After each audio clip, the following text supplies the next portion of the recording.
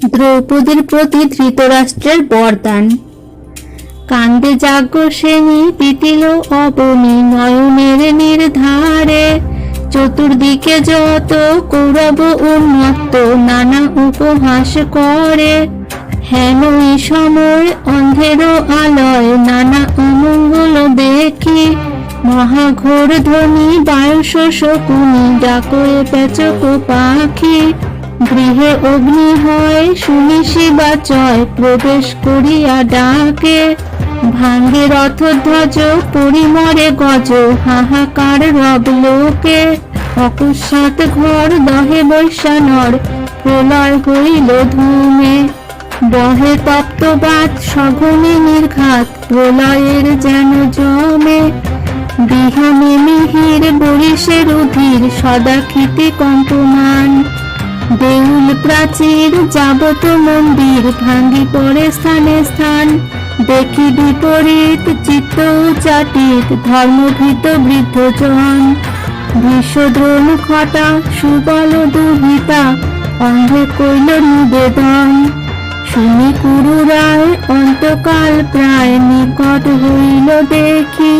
অতি অকুশল অলৌকিক কেবল তোমার গৃহেতে দেখি।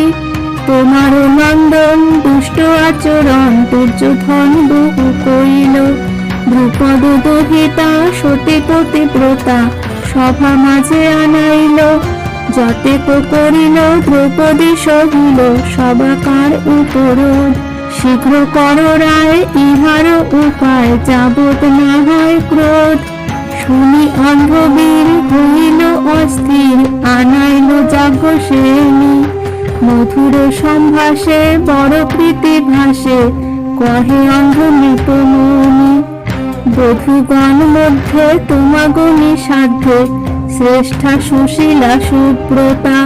তোমার চরিত্র পরম পবিত্র ত্রিজগতে হইল খ্যাতা। দেখো বধূলোকে কর্মের বিপাকে কুপুত্রগণ পাইল। লোকে অপকীর্তি জগতে দুর্বৃত্তি সব পুত্র হইতে হইল। দিল বহু দুঃখ দেখি মম মুখ ক্ষমহ দ্রুপদ সুতা। তুমি না ক্ষমিলে আমি দুঃখ পেলে পশ্চাতে পাইবে ব্যথা।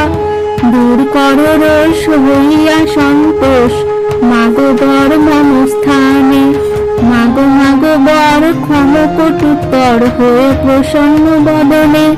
শুনিয়া সুন্দরী কর জোর করি বর মাগিল তখন। পাণ্ডবের গতি ধর্ম নরপতি দাসত্ব কর মোচন। ধর্ম মহারাজ হয় ক্ষিতি মাঝ দাস বলি ক্ষিতি তলে।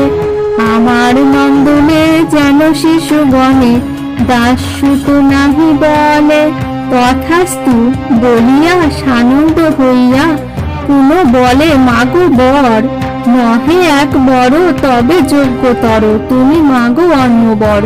দ্রৌপদী বলিল কৃপা যদি হইল মাগি যে তোমার উপায়। সশস্ত্র বাহন আর চারিজন মুক্ত করো সবাই।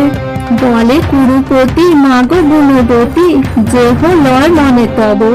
তুমি কুলাশ্রয় মম ভাগ্যোদয় যে বর মাগিবে দিব।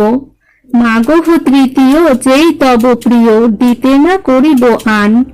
করি কৃতাঞ্জলি বলয়ে পাঞ্চালি কর রাজা অবধান।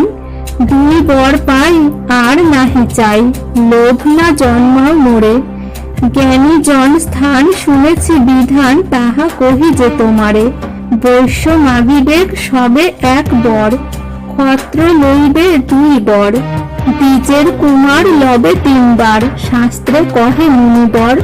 করি জোর পানি বলে যাজ্ঞসেনী শুনো আমারও বচন। মুক্ত হই তবে পুণ্য থাকে যবে পুনঃ অর্জিবে ধন। দ্রৌপদী বচন শুনিয়া রাজন প্রশংসী প্রমাণ কইল। পাণ্ডুর নন্দন দাসত্ব মোচন শুনি সবে তুষ্ট হইল। ভারত কবিতা মহাপুণ্য কথা প্রচার হইল সংসারে। কাশীদাস কয় নাহিক সংশয় শ্রবণে বিপদ তরে।